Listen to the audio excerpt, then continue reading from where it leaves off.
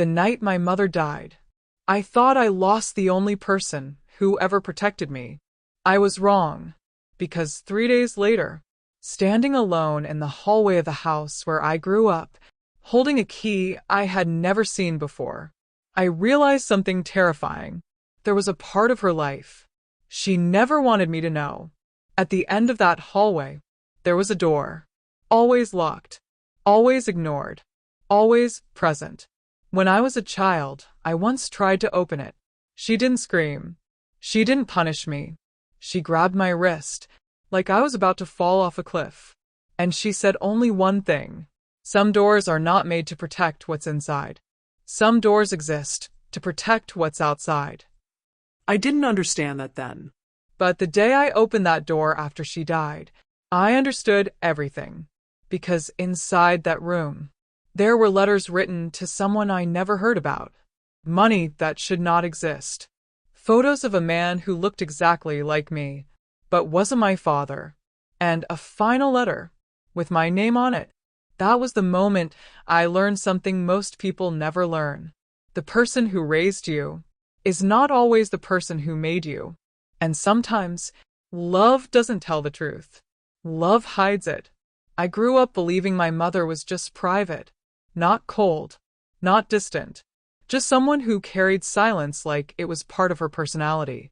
She worked hard, paid every bill on time, never asked help from anyone, and she loved me in a way that never needed words. But looking back now, I realized something was always slightly off. Not enough for a child to understand, but enough for a child to feel. Our house was simple. Small kitchen. Living room where the TV was always a little too loud. Walls filled with photos, but never old photos. Only recent ones. Only safe memories. And then there was the hallway. That hallway was different. Even during bright afternoons, it felt darker. Like the light didn't want to stay there. And at the end of it, that door. No decorations. No labels. No reason to exist. Just a locked door. Inside a house where nothing else was ever locked. When I asked about it as a kid, she always answered the same way. Just old things. And kids accept answers like that. Because when you're young, you assume adults are protecting you from things that don't matter. Not from things that could change who you are. Years passed.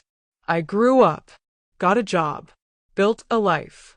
And that door became part of the background of my memory, like furniture you stop noticing. Until the day the hospital called. Until the day I stood next to her body, trying to remember the last thing she ever said to me. Until the nurse handed me a small envelope with my name written in her handwriting. And inside that envelope, there was only one thing. A key. No note. No explanation. No instructions. Just a key, and a silence that suddenly felt heavier than anything I had ever carried. That was the moment I understood something I was not ready to face. Some secrets don't die with the people who created them. Sometimes, they wait. The house I grew up in was never meant to feel mysterious. It was small. Warm. Predictable. The kind of house where you could hear water boiling from any room. Where the floor creaked in the same places every day. Where nothing ever really changed. But there was one part of the house that never felt like it belonged to the rest. The hallway. During the day, sunlight filled the living room. The kitchen always smelled like coffee. My bedroom was bright, simple, safe. But the hallway felt like a different place. Not darker in an obvious way. Not scary in a movie way. Just heavier. Like the air there moved slower. At the end of it, there was the door. Old wood. Dark metal handle. No scratches. No marks of use. Like it existed, but was never touched. Growing up, I never saw that door open. Not once. Not by accident. Not by mistake. Not even slightly. And what made it stranger was that my mother never talked about it. Not in a serious way. Not in a joking way. Just never. When I was very young, I assumed it was storage. Old boxes, broken furniture, things adults keep because one day they might need it. But kids are sensitive to atmosphere. And even before I understood why, I knew that door was not storage. Because every time my mother walked past it, her body changed. Her shoulders tightened. Her step slowed, like she was walking past something alive. I remember one night. I was maybe 6 years old. I woke up because I heard movement in the hallway. Not loud movement. Soft. Careful. I opened my bedroom door just enough to see. She was standing there, at the end of the hallway, facing the door. Not moving. Not touching it. Just standing there, like she was listening to something on the other side. Then she turned. Saw me. And for a second, I saw something in her face I had never seen before. Fear. Not fear of me.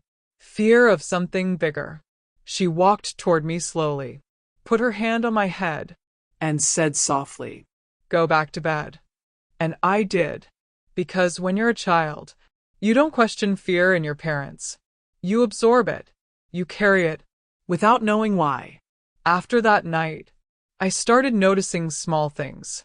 She never vacuumed near that door. Never cleaned the handle. Never leaned anything against it. Like she wanted the space around it to stay untouched. Untouched. Unmoved. Unnoticed.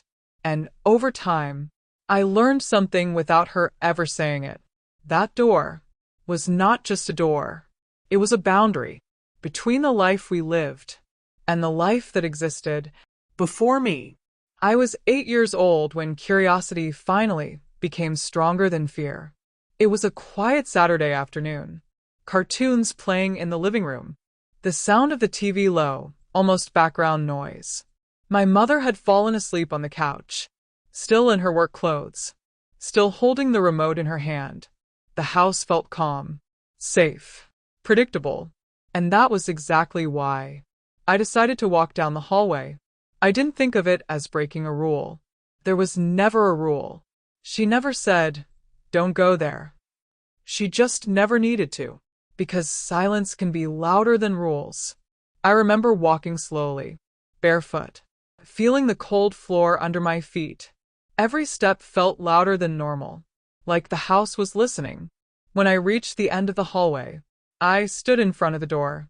Up close, it looked normal. Old wood, dark handle, nothing special, but something about it made my chest feel tight. I stood there for maybe 10 seconds, maybe 30. Then I did what every curious child eventually does. I reached out and touched the handle. It was cold, not normal metal cold, the kind of cold that feels like it belongs somewhere else. I almost pulled my hand back, but I didn't, because curiosity is powerful when you're young. I wrapped my fingers around the handle, and slowly, I started turning it. The lock made a small clicking sound, and that was when it happened. Her hand grabbed my wrist. Fast. Strong. Desperate. I gasped. Not from pain. From shock. I had never seen my mother move that fast before. I turned around, and what scared me was not how hard she was holding me. It was her face. Her eyes looked terrified. Not angry. Not disappointed. Terrified. Like I had almost done something irreversible. She slowly loosened her grip, but didn't let go completely. And she said very quietly, "Never open that door." That was it. No explanation. No story. No punishment. Just 4 words. But the way she said them made them feel heavier than any scream ever could. Then she reached into her pocket, pulled out a small key, locked the door again. And that was the first time I saw that key. After that day, the key never left her. She wore it on a thin chain around her neck, under her shirt, always hidden. But sometimes, when the light hit just right, I could see it. And every time I saw it, I remembered her face that day. And I learned something without her ever saying it. Some secrets are not protected by locks. They are protected By fear. after the day she caught me touching that door. Something in her shifted, Not in a dramatic way. not in a way other people would notice. But I did. Because when you live with someone, you feel changes before you understand them. She didn't become distant. She still cooked dinner every night, still asked about school, still reminded me to wear a jacket when it was cold. But there was a new layer to her, like she was always listening, for something only she could hear. She started checking the locks on the front door twice, sometimes 3 times. She stopped inviting people over. Not suddenly, not in a way that felt like a decision. It just happened less. And then never. She began working longer hours, extra shifts, weekend shifts. When I asked why, she always smiled and said, "I just want us to be safe." At the time, I thought she meant money. Bills. Rent. Food. But now, I know she meant something else. Because every night, before going to bed, she walked down that hallway, slowly, like she was approaching something sacred or something dangerous. She would stand in front of the door, not touching it, not speaking, just standing there. Sometimes for 10 seconds, sometimes longer. Then she would turn around and go to her room. I started pretending not to notice. But children notice everything. The small pauses, the small changes in breathing, the moments adults think go unseen. One night, I woke up thirsty. I walked toward the kitchen, and I saw her again, standing in front of the door. But this time, she was crying. Not loud crying, not dramatic, silent crying, the kind where tears fall, but no sound comes out. I froze. I didn't know what to do. I didn't know if I was supposed to see that. Then she wiped her face, turned around, saw me. For a second, she looked embarrassed. Then she walked toward me, kneeled down, held my face with both hands, and said something I didn't understand at the time. "Everything I do is so you can live a normal life." I nodded, because I was a child, and children trust words, even when they don't understand them.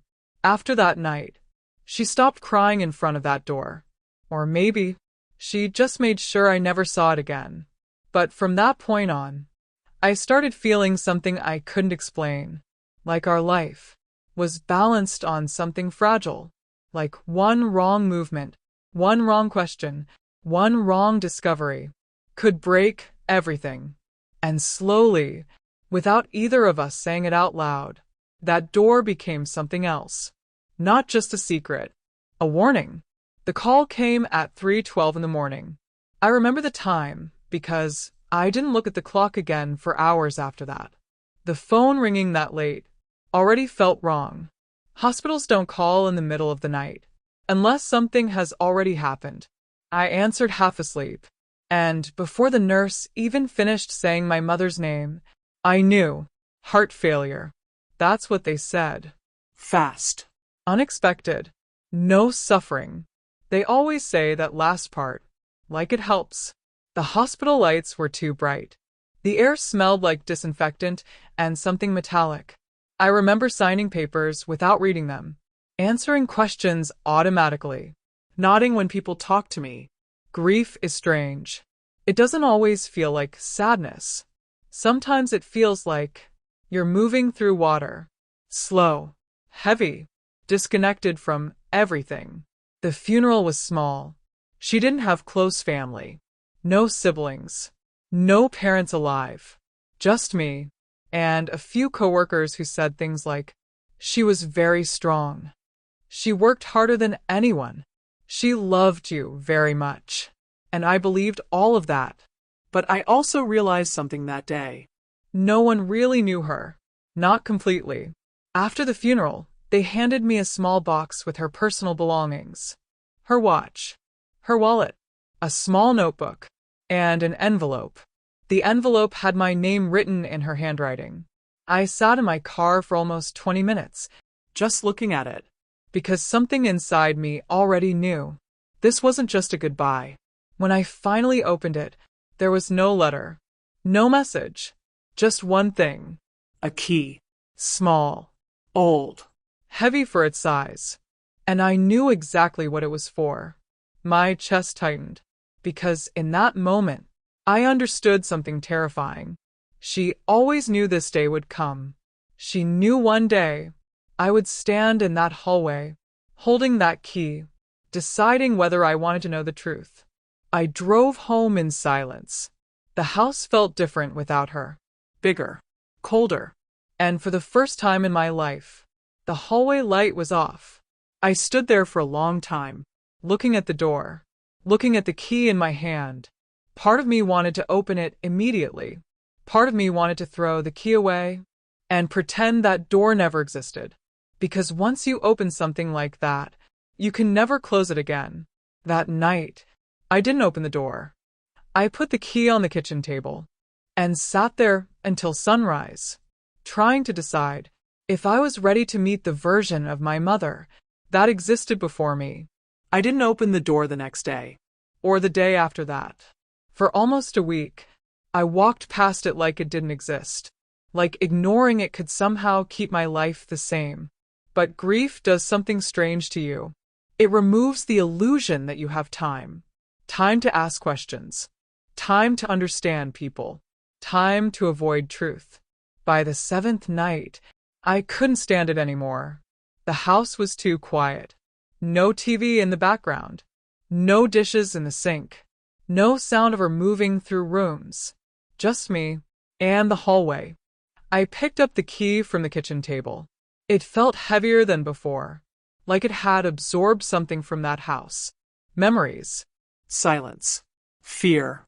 I walked slowly toward the hallway. Every step felt deliberate, like my body knew this was a moment I would remember forever. The hallway light flickered once when I turned it on. I don't believe in signs, but I stood there for a second anyway, listening. Nothing. Just silence. I walked to the end of the hallway, stood in front of the door. Up close, I noticed something I had never noticed before. Tiny scratches around the lock, like the key had been used thousands of times, but always carefully. I lifted my hand, put the key in the lock. It slid in smoothly, like it had been waiting. My heart was pounding so loud, I could hear it in my ears. I turned the key. The lock clicked, and the sound echoed down the hallway, like something waking up. I put my hand on the handle. Paused. Because there was still time to walk away, to leave it closed forever, to keep my mother, exactly as I remembered her. But something inside me whispered, "You deserve to know." I turned the handle. Slowly, the door opened with a soft creak, and the first thing that hit me was the smell. Dust. Old paper. Something floral. Something ancient. Like opening a box sealed for decades. I stepped inside, and for a moment, I couldn't move. The room was smaller than I imagined, but it felt dense, like every inch of it held weight. There were shelves along the walls, old boxes, stacks of folders, a small desk, and a single chair, like someone had spent a lot of time there, alone. The air felt colder than the rest of the house. I closed the door behind me, and the sound of it closing made something inside my chest tighten, because deep down, I knew whatever I found in that room was going to change how I saw my entire life. I walked to the desk, ran my fingers across the surface. Dust stuck to my skin. And on top of the desk, there was a stack of envelopes, all tied together, with a thin red ribbon. I picked them up. My hands were shaking, because on the top envelope, there was a name, not mine, not hers, a name I had never heard before. And, in that moment, standing inside the room she protected her entire life, I understood something terrifying. This was not a storage room. This was a memory she never escaped from. The first thing I noticed after the shock faded was how the room smelled. Not dirty, not rotten, just old. like paper that had absorbed decades of air, like perfume that had faded but never disappeared, like time itself had been trapped inside those walls. I stood there for a long moment, breathing slowly, letting my eyes adjust. The light from the hallway barely reached inside. So I pulled the chain of a small ceiling lamp. It flickered once, then stayed on. The yellow light made everything look older than it really was. Dust floated slowly in the air, moving like tiny ghosts. The shelves were filled with boxes. Not random boxes. Organized boxes. Each one labeled in small handwriting. Dates. Years. Some older than I was. My chest tightened, because that meant one thing. She had been keeping records. For a long time. I walked slowly toward the nearest shelf, ran my finger across one label. Another. Years of something. Carefully stored. Carefully hidden. I turned back to the desk. The envelopes with the red ribbon were still in my hand. I sat in the chair. The cushion sank slightly, like someone had used it often. I placed the envelopes on the desk, and for a moment, I didn't touch them, because opening them felt final, like stepping across a line you can't uncross. But I was already inside the room, already breathing that air, already standing inside her past. So I untied the ribbon. Slowly. The paper made a dry sound as it loosened. There were maybe 20 envelopes, all opened before, all carefully put back together. I picked the first one. The paper was thin, yellow at the edges. The handwriting inside was hers, but younger, more rushed, more emotional. The letter started simple, just a greeting. But then it shifted. She was apologizing. Not once, not twice, over and over. Apologizing for something she said she had no choice about. Apologizing for taking someone away. My throat tightened. I turned to the second letter, then the third, then the fourth, and slowly, a pattern started forming. All the letters were written to the same person, the same name, the name I saw on the top envelope, a man, and the way she wrote to him was not casual, not friendly, not professional. It was intimate, Raw. full of guilt, full of responsibility. And then I reached one letter that made my hands go cold, because inside it, she mentioned me, not by name, but by description. She wrote, "He is safe. He will never know. I promise you, I will carry this alone." My chest felt tight, because suddenly, this wasn't just about her past. This was about me.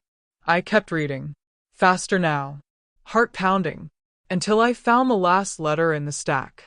The most recent one. The ink looked newer, less faded. The handwriting slightly shaky, like it had been written near the end of her life. And at the bottom, there was a sentence that made the room feel smaller.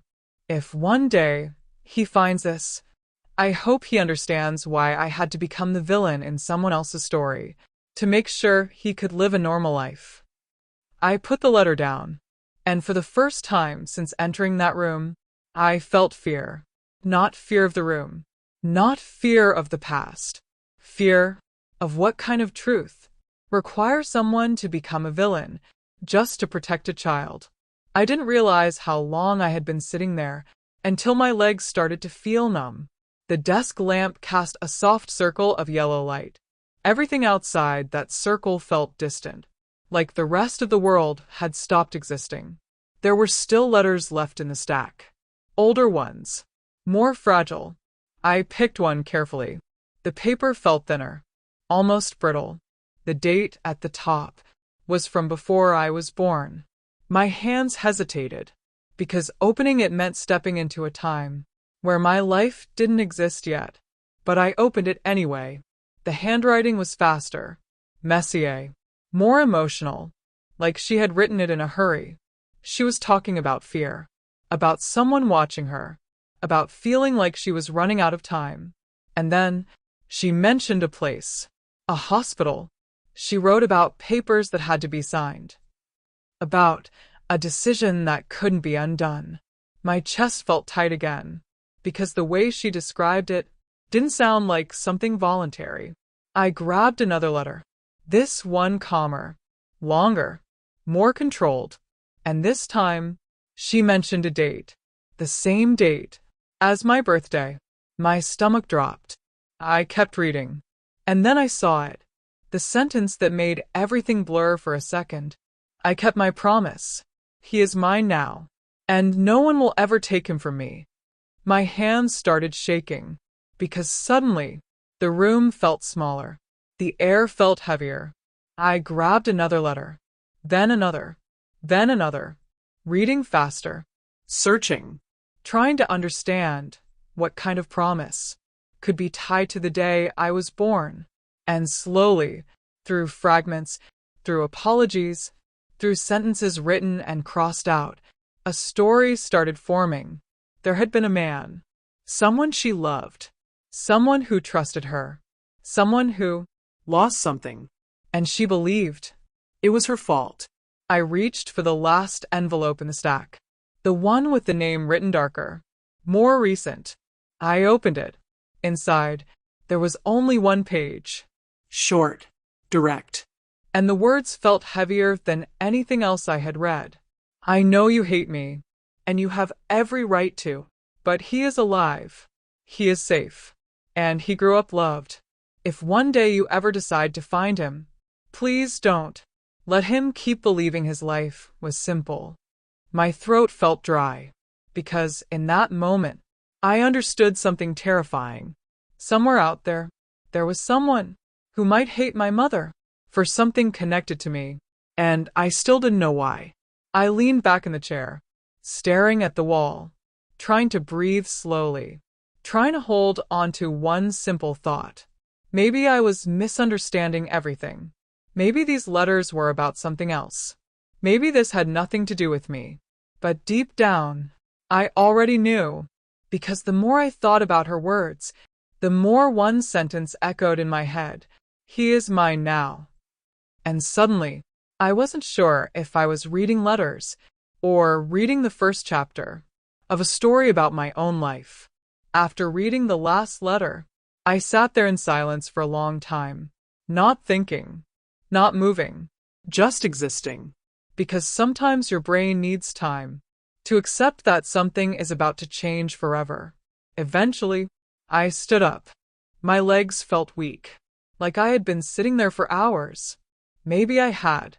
I looked around the room again, but this time, I wasn't looking like someone exploring. I was looking like someone searching, because the letters were not the whole story. They couldn't be. There were too many years, too many dates, too many boxes. If she kept letters this carefully, she kept other things too. I walked toward the shelves again, slower now, more focused. And that's when I noticed something strange. One section of the wall didn't have dust. Everything else had a thin gray layer. But this one rectangle looked slightly cleaner, like something had been moved recently. My heart started beating faster. I moved the box that was sitting there. It was heavier than I expected. Behind it, there was a small metal door, built into the wall. A safe.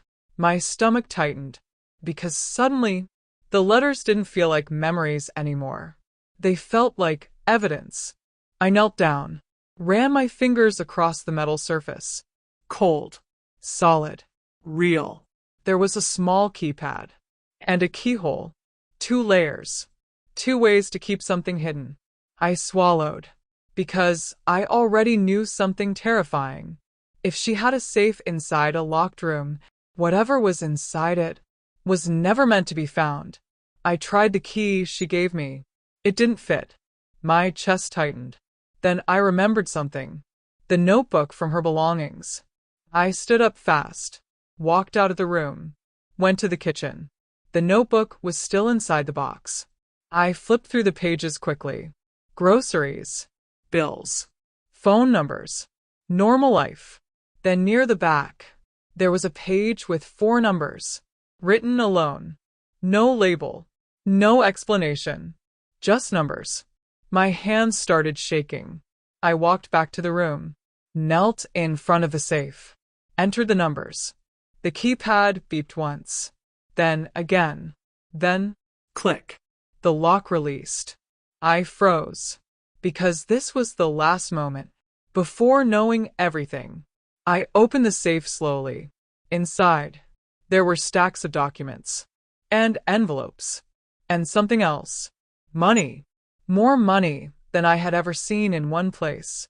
Neatly stacked, band-wrapped, untouched. My chest felt tight, because this was not normal savings. This was emergency money, disappearance money, Or protection money. I reached for the documents first, because money can wait. Truth can't. The first document was a bank statement, an account, in her name, but not connected to anything I knew. Not our bank, not her salary. the deposits were irregular. Different amounts, different dates, from different sources. And then, I saw something that made my hands go cold. One deposit happened the same week I was born. I swallowed, because now, the letters, the promise, the safe, the money, were starting to connect.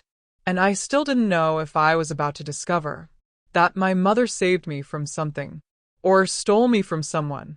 I left the money exactly where it was. Didn't count it, didn't touch the stacks again. Because money can shock you, but it doesn't break you. Truth does. I pulled the next envelope from inside the safe. It was thicker than the others. Heavier. Inside, There were photographs. old photographs. Printed. Glossy. Some slightly bent at the corners. I spread them slowly across the desk, and, at first, they didn't seem strange. Just normal life moments. My mother, younger, standing in front of buildings, sitting in cafes, smiling in ways I had never seen before. Not the tired smile I grew up with. A real smile, the kind people have before life teaches them what fear feels like. I kept flipping through them. Then I saw him.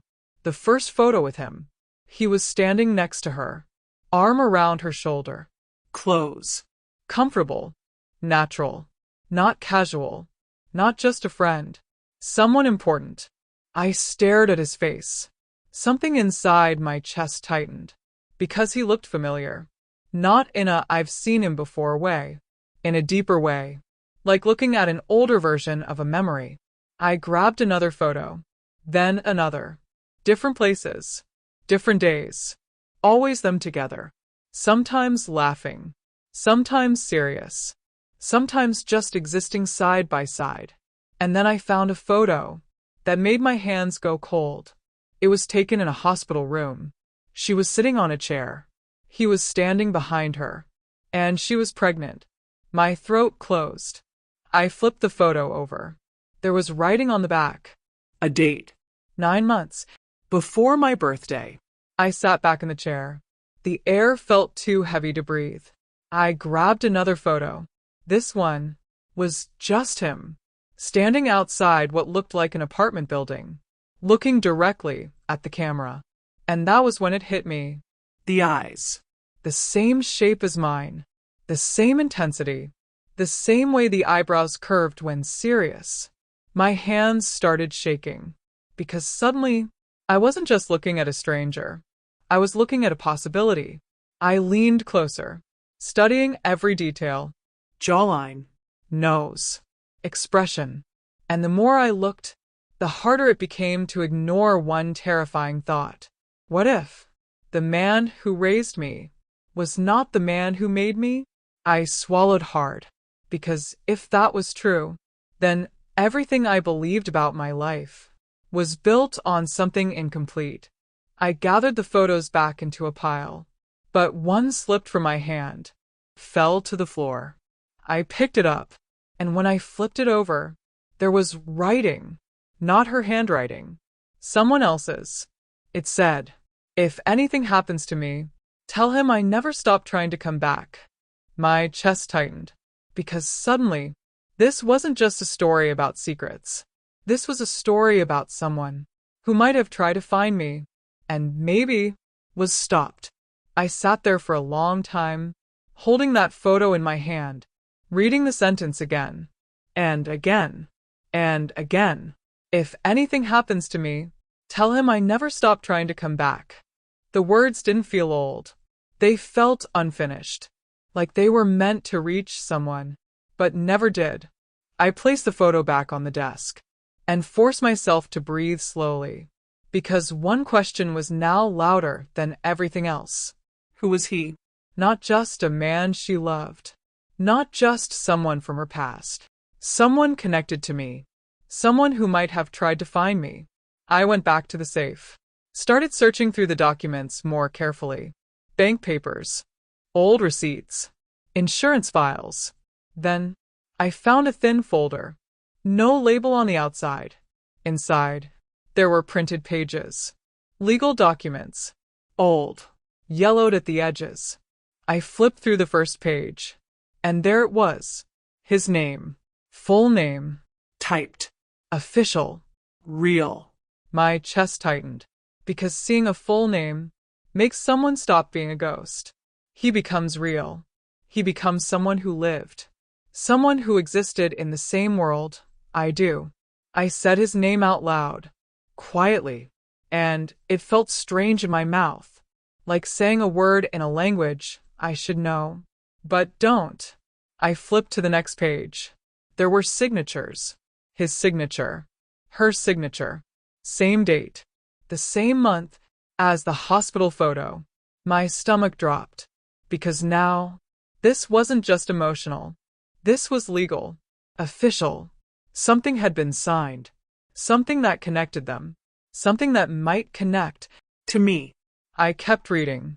Most of it was legal language, difficult to understand quickly. But one phrase kept appearing. Guardianship. My hands went cold. I flipped faster now, searching, Scanning. until I found another page. And there was my birth date. Typed. Official. Real. And under it, my name. I stopped breathing for a second, because on that page, there were two sections. Biological father. Underscore, underscore, underscore, underscore, underscore. The space was blacked out. Completely. Not scratched. Not erased. Professionally blacked out. But below that, there was another line. Legal guardian, his name. The same name. The man in the photos. The man with my eyes. The man who wrote on the back of that photo. I leaned back in the chair, my heart pounding so hard, it hurt, because suddenly, a possibility turned into something heavier, something closer to truth. I whispered one sentence, without even thinking. Why was it hidden?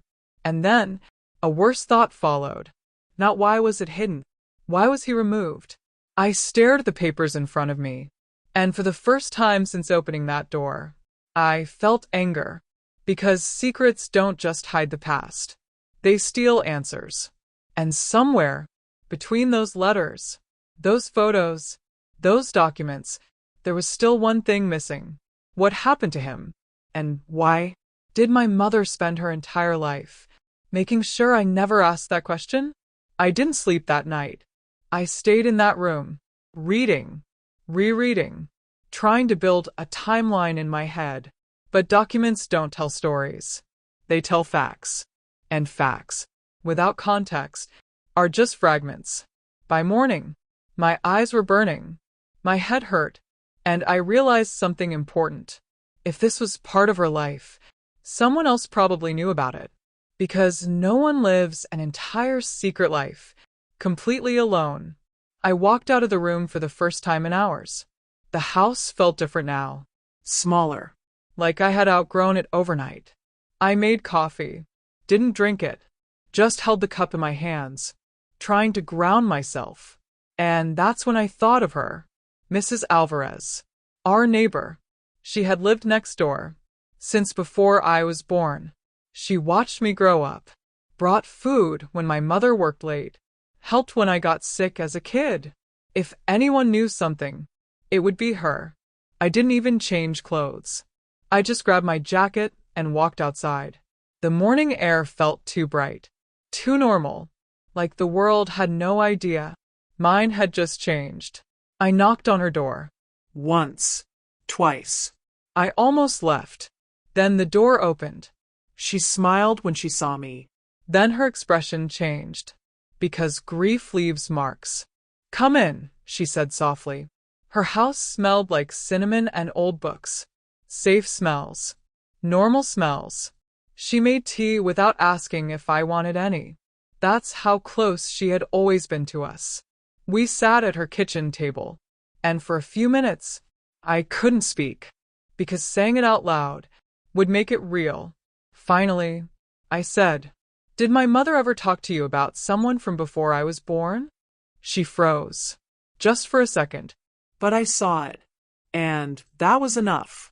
She sat down slowly, hands wrapped around her cup, looking at the table, not at me, and she said something that made my chest tighten instantly. I wondered when you would ask that. My throat went dry, because that meant she knew, not maybe, not guessed. Knew. I leaned forward, heart pounding. Who was he? She closed her eyes for a moment, like she was choosing carefully which part of the truth I was ready to hear. Then she said his name, the same name from the documents, the same name from the photos. Hearing it out loud, from someone else, made it feel heavier, more real. I swallowed. Was he important to her? She let out a slow breath, then looked at me, and the way she looked at me was different. Not like she was looking at a neighbor's kid, like she was looking at someone who had finally reached a moment she had been expecting for years. And she said quietly, he wasn't just important to her. Pause. Then, he would have died for you. My chest tightened, because suddenly, this wasn't just about secrets. This was about someone who might have loved me before I was even born. And then she said something that made the room feel smaller. But after what happened, your mother believed letting him stay in your life would destroy you. I sat there, frozen, because now I wasn't just looking for answers anymore. I was looking at the possibility that my entire life was built on a decision someone else made for me. I left Mrs. Alvarez's house feeling like gravity had changed, like the ground was still there, but I wasn't standing on it the same way anymore. Her words kept echoing in my head. He would have died for you. And worse. Your mother believed letting him stay would destroy you. I walked back home slowly. Every house on the street looked normal. Cars passing. People walking dogs. Kids riding bikes. And it felt unreal, because somewhere between those normal moments, my entire past was being rewritten. When I walked into my house, the silence felt different now. Not empty. Watching. I went straight back to the locked room, Sat at the desk. and pulled the bank documents back out. This time, I read them carefully, line by line. The account had been open for decades, not connected to her job, not connected to any normal income. The deposits came from different places, different states, different companies, sometimes cash deposits, irregular, like money that wasn't meant to be traced easily. My stomach tightened, because suddenly, this didn't feel like secret savings. This felt like protection money, Or silence money. I flipped to the earliest statement, and there it was again, a large deposit. The same week I was born. My hands felt cold. I grabbed another statement, then another. The money never fully stopped. It just slowed over time, like something that had been urgent once and then became maintenance. I leaned back in the chair, and one thought hit me harder than anything else. What if this money was the price of a decision? What if someone paid to make sure I stayed exactly where I was? I swallowed hard, because suddenly, Mrs. Alvarez's words felt heavier. Your mother believed letting him stay would destroy you. Destroy me how? I opened another envelope from the safe. Inside, there were transfer receipts, handwritten notes attached to some of them. Not emotional notes, practical notes. Short. Direct. Received. Confirmed. Next month, same. Keep him safe. My chest tightened, because that last one was written in someone else's handwriting, not hers. Someone was paying, and someone was checking. I grabbed my phone, opened my banking app, Looked at my own account balance. normal life numbers, paycheck numbers, rent numbers. Then I looked back at the stacks of money in the safe, and for the first time, I felt something I wasn't expecting. Not fear, anger. Because if someone had been paying for something connected to me, then someone out there knew I existed. While I spent my entire life believing everything was simple, I flipped to the most recent statement. The deposits had almost stopped. Almost. But not completely. The last one was from 3 months ago. My chest tightened again, because that meant, whatever this was, it wasn't ancient history. It was still connected to the present. I stared at that date for a long time. And one thought kept growing louder. If someone is still sending money, then someone might still be watching. I didn't want to think about him. The man I called my father growing up, not because he was cruel, not because he disappeared in a dramatic way, but because he was always more like a ghost than a person. He left when I was very young. That's what I was told. No big story. No big fight. Just left. And my mother never spoke badly about him. Never praised him either. He was just a closed chapter. Or, at least, that's what I believed. Until I found the hospital records. They were inside another folder in the safe. Thin. Official. Stamped. The hospital name matched the one in the photo. My chest tightened as I opened it. Admission records. Pregnancy records. Doctor notes. Then, birth record. My birth record. I scanned the page. Mother, her name. Date. Correct. Time, correct. Then my eyes moved lower. Father, unknown. My stomach dropped. Because that wasn't what I was told growing up. I was told he left. Not that he was never registered. I kept reading. There was an attached document. Signed 2 days after my birth. Emergency guardianship authorization. His name. The same name. The man from the photos. The man from the letters. The man Mrs. Alvarez spoke about. My hands started shaking. Because now, there was no more maybe. He wasn't just connected to my life. He was legally connected to me. The moment I was born. I flipped to another page. There was a note from a social worker. Short. Cold. Clinical.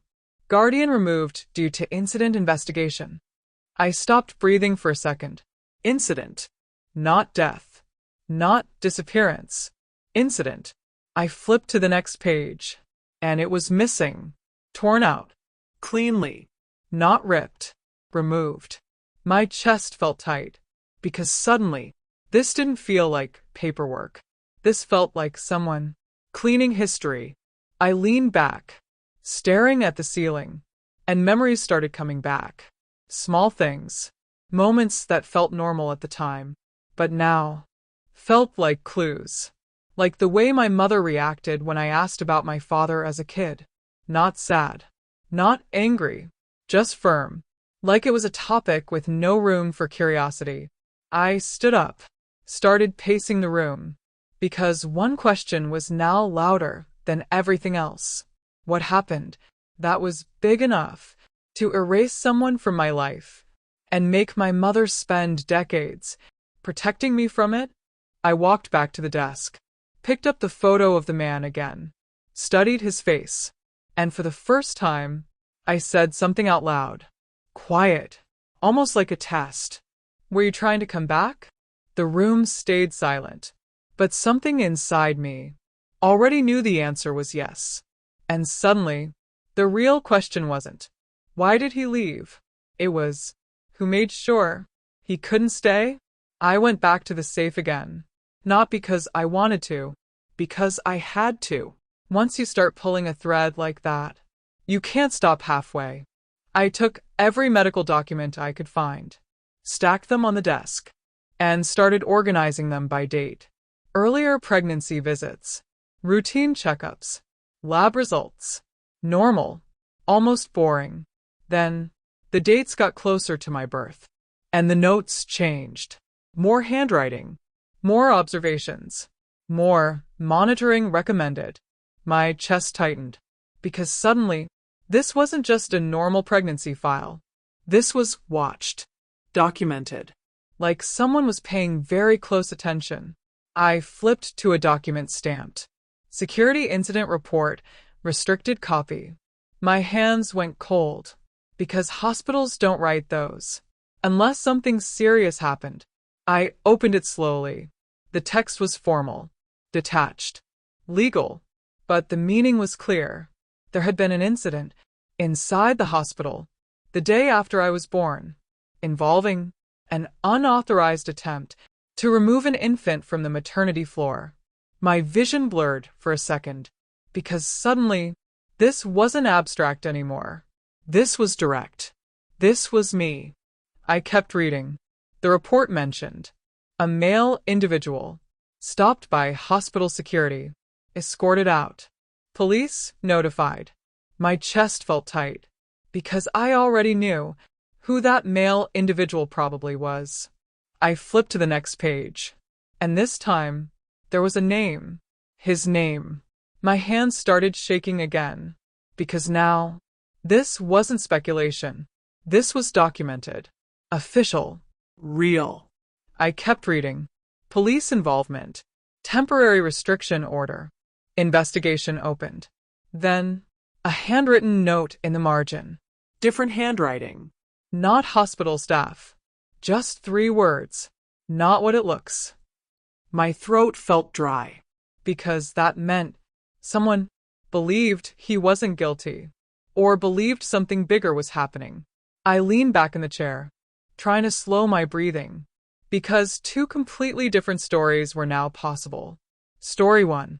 He tried to take me. Story 2. He tried to save me, and I had no idea which one was true.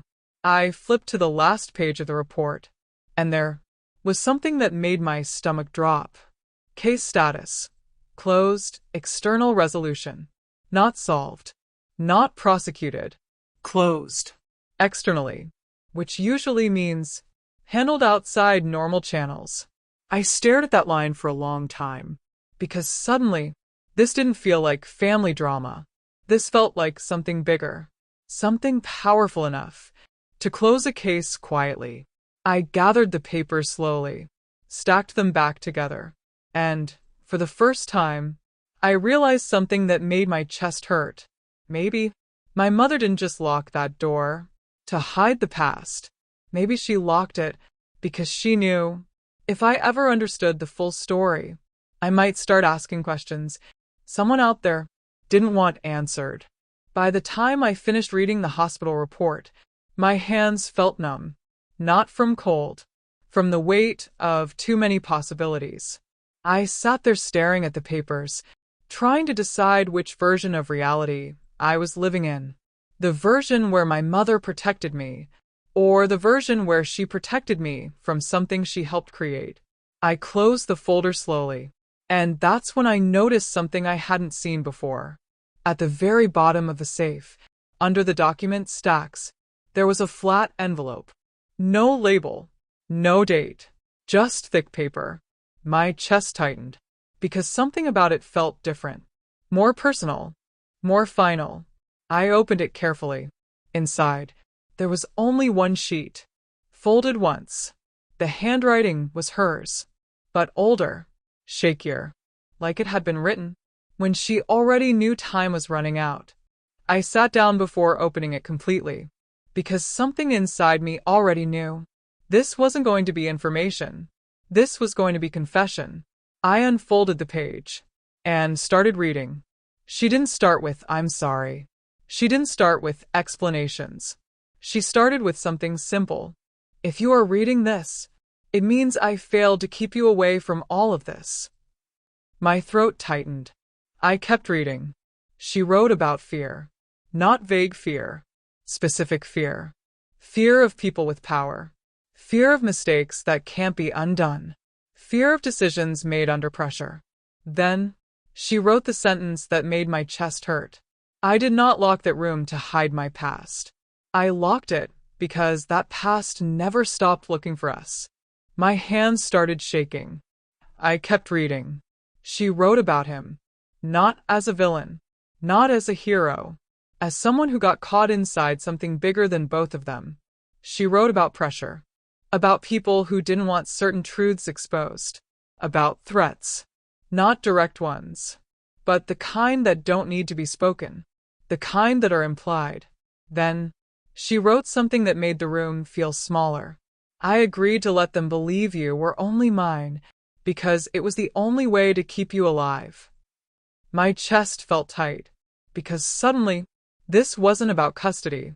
This wasn't about relationships. This was survival. I kept reading.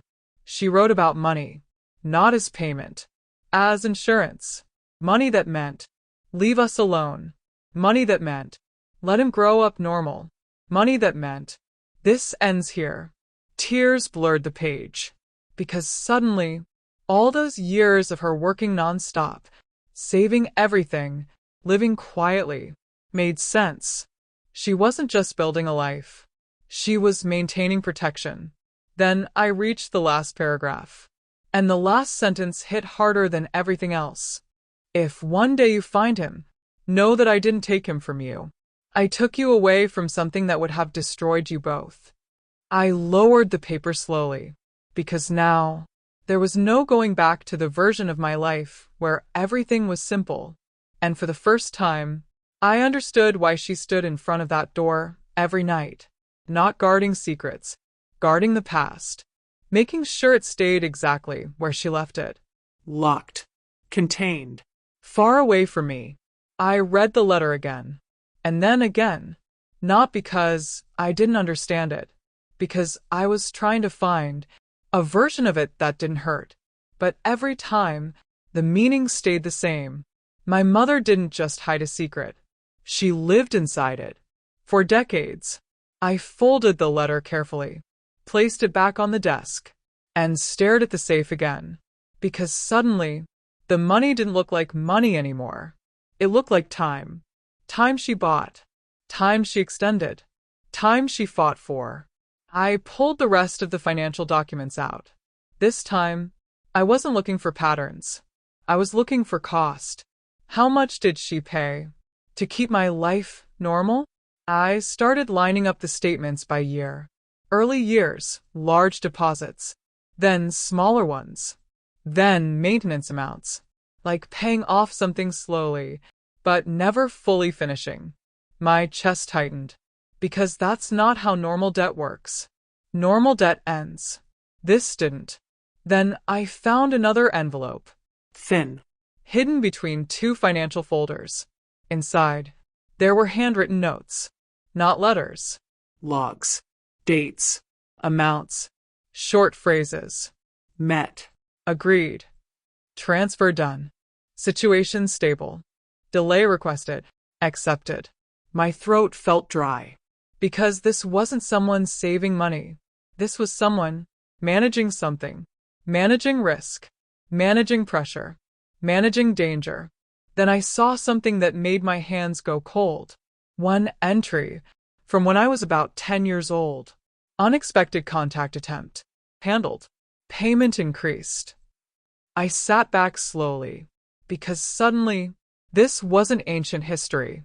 This followed me, through my childhood, through school, through birthdays, through every normal memory I had. And I never knew. I kept reading. The entries became less frequent as I got older. Like whatever thread existed was fading, or being satisfied, or being replaced by distance and time. Then I reached the last entry. 3 months ago. Final confirmation. No further action expected. I closed my eyes, because suddenly, The last deposit in the account made sense. It wasn't just money. It was closure. Or at least, the closest thing to closure she could buy. I looked around the room. At the boxes. At the desk. At the chair she probably sat in, night after night. Calculating. Planning. Making sure tomorrow would still exist for me.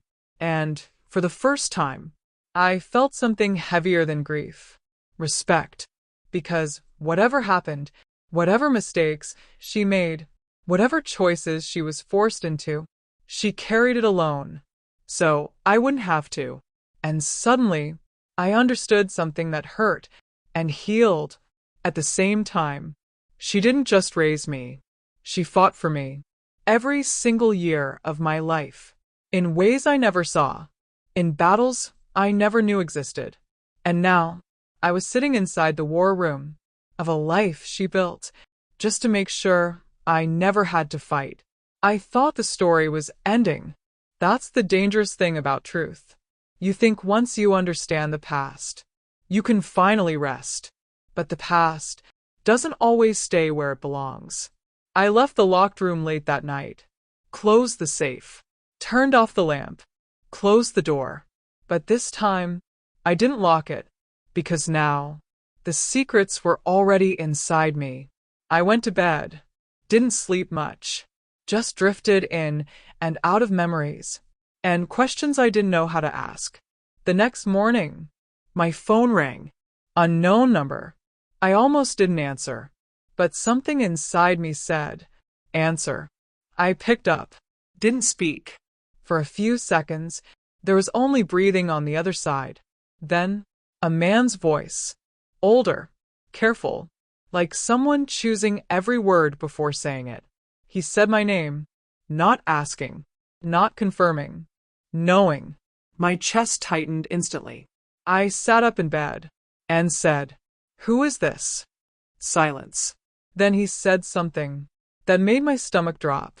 "I don't expect you to know who I am, but I have been waiting a very long time to know if you were safe." My throat felt dry, because suddenly, every letter, every photo, every document stopped being past tense. I swallowed and asked the only question that mattered. "What do you want?" Long pause. Then, "Nothing from you." Another pause. "I just needed to hear your voice, at least once, before I disappear completely." My chest hurt, because something in his tone wasn't manipulation, wasn't pressure. It was relief and sadness. I stood up slowly, started pacing my room, and asked, "Did you know my mother?" Silence. Then a quiet exhale. Yes. Not emotional, not dramatic, just yes. And somehow, that was heavier than any story. I closed my eyes and said something I didn't plan to say. I found the room. Silence again. Longer this time. Then, I heard something I didn't expect. A small, broken laugh. Not happy. Not mocking. Just tired. I always wondered if she would ever let you find it. My chest tightened, because suddenly, I realized something terrifying. He knew about the room, which meant he knew about the life she built around me. I sat down on the edge of the bed and whispered, "Why didn't you come back?" And for the first time, his voice cracked, because coming back was the one thing she asked me never to do. I couldn't speak, because suddenly, everything became heavier. Not just secrets, not just protection, sacrifice. On both sides. He spoke again. Soft. Careful. I never stopped checking, from far away. My throat felt tight, because suddenly, the deposits, the logs, the payments, were no longer abstract. They were him. I closed my eyes and asked one last question. "Why are you calling now?" Long silence. Then, "Because I heard she passed." Pause. "And I promised, the day she was gone, I would at least make sure you were still alive." The call ended, not with goodbye, just silence. And I sat there, holding a phone, realizing something I never imagined. The past had just called me. I sat on the edge of my bed for a long time after the call ended. The phone was still in my hand, the screen dark, but my heart was still racing, like the conversation was still happening, because something inside me had shifted. Before that call, everything lived in paper. Letters, photos, documents, past tense. Now, it had a voice, a real one. And the worst part was, he didn't sound like a stranger. He sounded like someone who already knew me.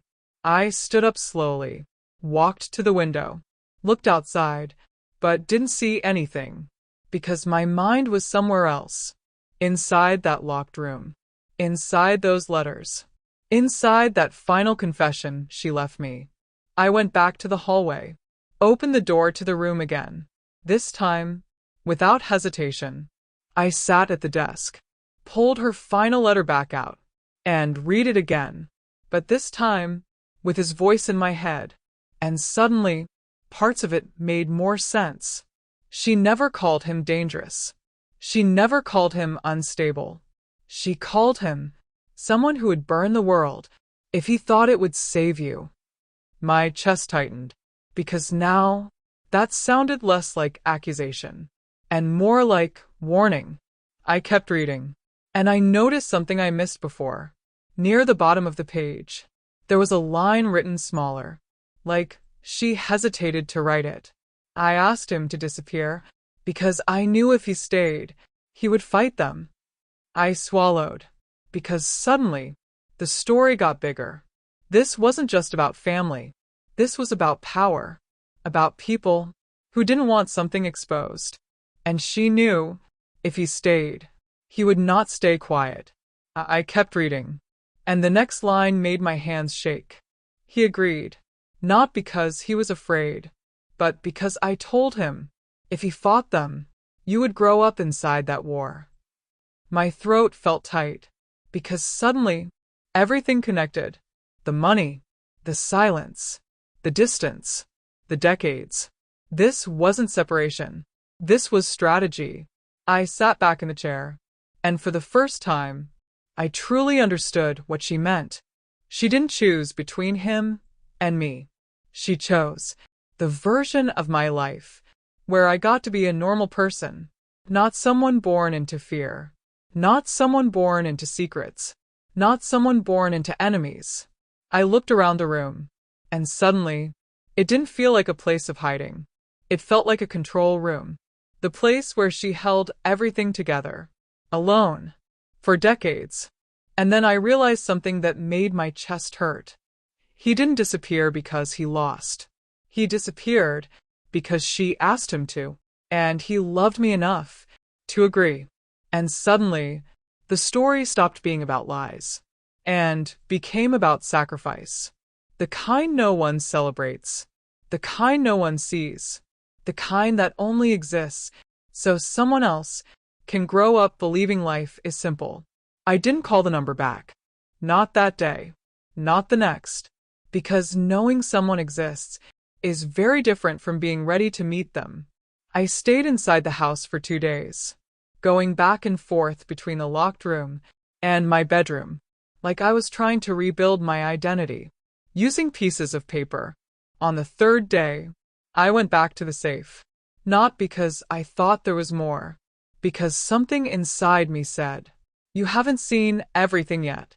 I took every document out, every envelope, every photo, spread everything across the desk, and started reviewing it all, from the beginning, slowly, looking for details I might have missed. And that's when I found it. It wasn't hidden. It wasn't sealed. It was just misfiled. A DNA lab report. My hands froze for a second, because this was the one thing I didn't know if I wanted confirmed. I sat down, took a deep breath, and opened it. The report was simple, clinical, cold. Names, sample numbers, dates. Then the results. Probability of biological paternity, 99.98%. My throat closed, because suddenly there was no more possibility, no more theory, No more maybe. the man in the photos, the man in the letters, the man who called me, was my father. Not legally, not publicly, not in the life I grew up with, but biologically, real. And suddenly, my entire reflection in the mirror felt slightly unfamiliar. I stood up, walked to the small mirror on the wall, looked at my eyes, My jawline. my expression, and for the first time, I wasn't just looking at myself. I was looking at someone else too. And that was when something unexpected happened. I didn't feel anger. I didn't feel betrayal. I felt sadness. Because suddenly, I understood something deeper than secrets. I understood loss. Not just mine, his too. Because somewhere out there, there was a man who spent decades watching life from a distance, knowing I existed, but choosing not to step into my world. Not because he didn't care, but because he cared enough to stay away. I went back to the desk, picked up one of the photos again, and this time, I didn't see a stranger. I saw someone who carried half of my story, and suddenly, the question changed. It wasn't, Who am I? it was, what do I do now? Knowing where I came from, I found the last letter by accident. Or maybe nothing about that room was ever accidental. I was putting the documents back inside the safe, Carefully. slowly, like I was closing a chapter of a book I wasn't sure I was ready to finish. And that's when I saw it. A thin envelope stuck to the back wall of the safe, like it had slipped behind something years ago. My chest tightened instantly, because deep down, I already knew if there was one last thing she wanted me to find, it would be here. I pulled it out slowly. It was lighter than the others.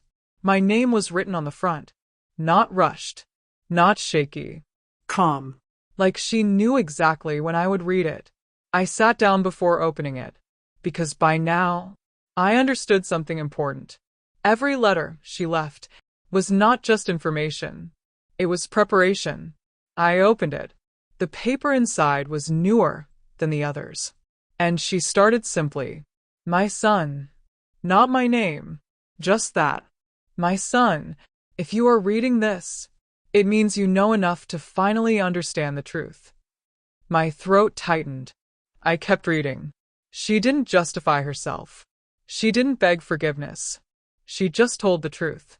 She wrote about fear. Not fear for herself. Fear for me. She wrote about the moment she realized some people didn't see me as a child. They saw me as leverage, as pressure, as something that could be used. And she made a decision. Not the perfect one, not the clean one, but the one she believed would give me the most normal life possible. Then she wrote about him, not with regret, not with blame, with respect. He was never your enemy. He was never the villain. If anything, he was the only person willing to destroy himself to make sure you had a future. Tears blurred the page, because suddenly the story felt complete. Not clean, not perfect, but complete. Then I reached the last part of the letter, and it was the simplest part. If you ever choose to meet him, do it as the man you became, not the child we were both trying to protect. I stopped reading, because suddenly the choice was mine. Not history's, not fear's, mine. I folded the letter slowly, placed it on the desk, and sat there for a long time, listening to the silence of that room. But this time, the silence felt different. Not heavy, not suffocating, peaceful, like something had finally finished. I stood up, walked out of the room, left the door open, because some things don't need to be locked anymore. I walked to the window, looked outside, and for the first time since all of this started, I felt something close to clarity. Some people inherit money. Some inherit houses. Some inherit problems. I inherited the truth, and truth is heavy. But it's also freedom. I picked up my phone, looked at the unknown number still saved in my call history, and I realized something simple. I wasn't the child anymore. I was the ending of their story, and maybe the beginning of a new one. If stories like this make you stop, think, and see life from a different perspective, then this channel was made for you. Subscribe now, because every story here is about the moments people hide, the truths families never say out loud, and the choices that quietly change entire lives. And if this story touched you in any way, leave a comment, because sometimes the story you share is the one someone else needed to hear today.